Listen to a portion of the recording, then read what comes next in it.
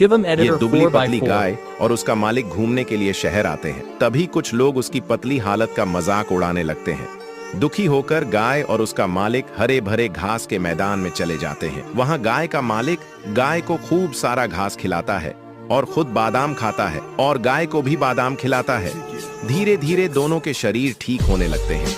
फिर वे दोबारा शहर वापस आते हैं। लोग उन्हें देखकर हैरान रह जाते हैं। ये क्या, आपने अभी तक इस मालिक को लाइक नहीं किया? मुन्ना मजे से घास खा रहा था कि अचानक उसके पीछे से एक शेर आ जाता है।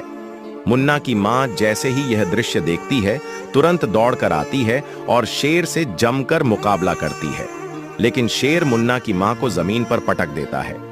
मुन्ना को बचाते बचाते वहीं उसकी माँ अपनी जान दे देती है। ये क्या, आपने अभी तक उस माँ के बलिदान के लिए एक लाइक भी नहीं किया? दोस्तों, यह बैल बहुत वफादार है, लेकिन इसका मालिक इसके साथ सही व्यवहार नहीं करता। जब देखो बैल को मारता रहता है और डांटता रहता है और पूरे दिन खेत में काम करवाता है और खाने के लिए बहुत कम चारा देता है। ऐसे ही एक दिन आदमी बैल को डांट रहा था कि अचानक उसकी तबीयत खराब हो जाती है और वह जमीन पर गिर जाता है।